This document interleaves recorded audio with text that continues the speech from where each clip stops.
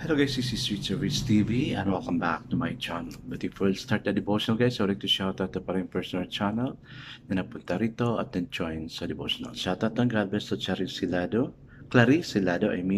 Megan Ortega, Divine Villarin, Grace Magsayo, Chelsea Gumbao, Sia Casino, Junwi Abiden, Rogen Tabuyan, Jules Magadia, Jan Prantilla, Gisela Zamora Danalia, Jicomic Palma, Adrian Albaran, Cynthia Cabajales, Angel Rapidas, Erika Balansag, Heart Ponsalan, Connie Vlog, Ians TV, Heavens of TV of Korea, SSC TV of Korea, Michael Aburita, Von Anthony Balmoria, Franz Shandog, Ben Lawrence Chonko, Rian Siddiq Prisaga, Goldilocks, and Foreman's Work.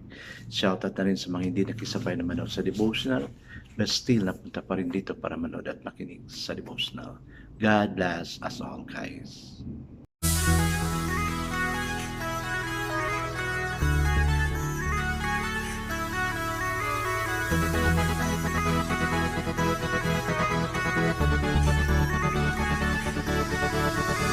Rich TV, where you heard it, number one is on the top. Good advice is they'll never stop. Rich TV, where you heard it, number one is on the top. Good advice is they'll never stop. Finally, it's here. And I know, napipil ko na yan, kunti lang talaga pupunta rito because of this day. Guys, as I said, it's not, Love Day is not only Valentine's Day, but Love Day is always every day. That's according to God. Di natin mababasa sa Bible yung Valentine's Day. It's a paganism celebration. I guess let's not proceed to the devotion. Let's open the Bible to Psalms 25, verses 16 to 22. And still guys, I'm using the devotion study Bible because the words used is simplified na maintindihan talaga natin.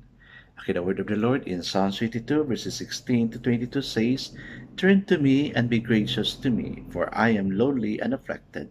The troubles of my heart have multiplied. Free me from my anguish. Look upon my affliction and my distress, and take away all my sins. See how my enemies have increased, and how fiercely they hate me. Guard my life and rescue me. Let me not be put to shame, for I take refuge in you. May integrity and uprightness protect me, because my hope is in you. Redeem Israel, O God, from all their troubles." Amen and amen. I guess let's not pray. Father God, sometimes we felt so alone, O Lord God, that in our loneliness, maraming pumapasok sa isip namin. May mga magagandang ideya, meron din hindi magaganda. In our loneliness, O God, I pray to please fill our mind with what belongs to you, O Lord God. That we may grow spiritually in you, that we may apply what we have heard, what we have read, and anything na galing sa iyo. Lord, lead us, guide us. Bless those who are here. Many are invited, but only few came, and that you have convicted them to come and join this devotional. Bless us all, O God, as we move on. In Jesus' name we pray. Amen and amen. So the focus verse for this evening, guys, is found in Psalms 26, verse 16. It says, "Turn to me and be gracious to me, for I am lonely and afflicted." So the title of our devotion for this evening, guys, is loneliness. Loneliness is the anxiety of unrelatedness. It is caused by an inability to establish, develop, and nurture deep, lasting, and satisfying relationship with other people. Most of us do not lack for human contact. We usually have more encounters with other people than we can handle effectively. Our problem is not in the lack of opportunity, but in our deep sense of unrelatedness with those with whom we do have contact. A man who had been married for 40 years put it this way: We have we have had a good life together. We have worked hard. Now we are ready and capable for retirement. but we have never really gotten to know each other. Grabe, no? Mayroon din sila, pero they did not know each other. The anxiety of unrelatedness. Augustine prayed, Lord, thou hast created us for thyself and made our hearts restless until they rest in thee. Our loneliness is rooted in the lack of fellowship with God, for which we are created.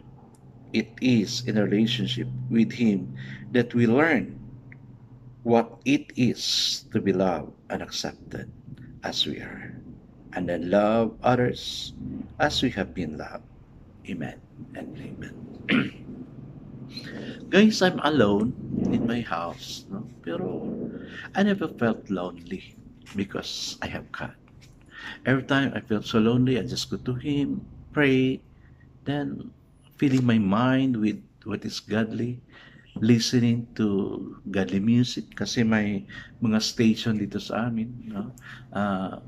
SDA station at kung Saturday, mga religious songs and hymnals yung pinapatugtog nila.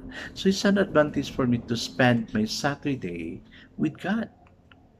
Nakikinig lang ako, I sing together with the songs they're going to play for that day. Kaya I wanted us to saturate our mind with what is God's, no? Binabasa natin, nakikinig natin yung mga music, no? Yung tinitingnan natin. So, dapat ganun yung gagawin natin, guys, in order for us to be with God. Hindi tayo magiging alone. O ikaw, gusto mo ba maging alone? Ako hindi.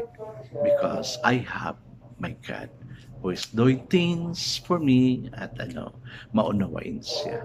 And He can easily understand than the people around us. Hi guys, let's now pray. Father God, we will be lonely in spite of the people around us until we experience friendship with you. Amen and amen. Yes, guys, friendship with God is so important, so we'll not become lonely. Let's make God as our close friend. God bless us always because I never surely bless us 10 times better. This is again Rich TV.